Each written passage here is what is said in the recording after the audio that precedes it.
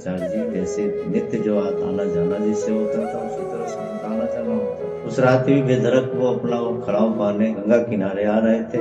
आते आते नीचे देखने गए थे, रम करते आ रहे थे। उनका चलते चलते उनके सीने पर उनका खड़ाऊ पड़ता है। वो चीखते हैं, चिल्लाते हैं, तो देखते हैं नीचे, देखते हैं बाल रूप में उनको गोद में उठाते हैं। उठा करके कहते हैं बच्चा राम राम कहो, राम राम कहो। जब वो राम राम का कहते हैं, उनके गले से माला निकल करके उस बच्चे के गला में अपने आप आ जाता है। और जब वो 5 बार राम राम कह देते हैं, वो चुप हो जाते हैं, चुपचाप रख देते हैं स्वामी रामानंदाचार्य जी और चले जाते हैं स्नान करने। तब तक कबीर साहब अपना इनका तो दीक्षा हो गया, खड़ाऊ का चरण भी स्पर्श हो गया और गोद में भी उठाए, और उसके बाद उनके गले का माला भी उनके गले में आ गया। ये तो पुख्ता उनका था कि कहीं से झूठ है नहीं। जब वो राम राम करते वहां से उठकर चले गए। जब वो बाहर जाकर अपना कहीं बैठ करके राम राम मंत्र जप कर रहे थे, उसी माला से जो स्वामी रामानंदाचार्य जी का गले से उतरा था।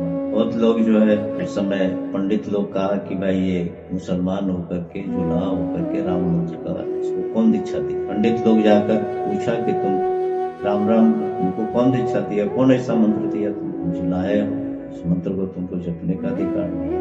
तो कबीर साहब मुतरक कहते हैं कि भाई हमें तो स्वामी रामानंदाचार्य जी ने दिया है, ऐसा हो नहीं सकता है, लायक को स्वामी रामानंदाचार्य जी दीक्षा दे। क्या हुआ तो ऐसा ही, अगर ऐसा नहीं है तो फिर ले चलो हमें स्वामी जी के पास, स्वामी जी से पूछेंगे हमें दिए या नहीं दिए। पंडित लोग जाकर के वहाँ कहते हैं, सन्यासी लोग कहते हैं कि महाराज आप कैसे जो लायक को जो दीक्षा दे दी, हम तो ऐसा दीक्षा दिया नहीं कहीं किसी को। कबीर तो कहता है कि दीक्षा दिया, कहते नहीं ऐसा नहीं है। कहते फिर कबीर को बुलाओ पकड़ के, जो कहता है दीक्षा दिया है उसको लाओ सामने। लोग जो है पकड़ करके उनको ले गए सामने, उनके सामने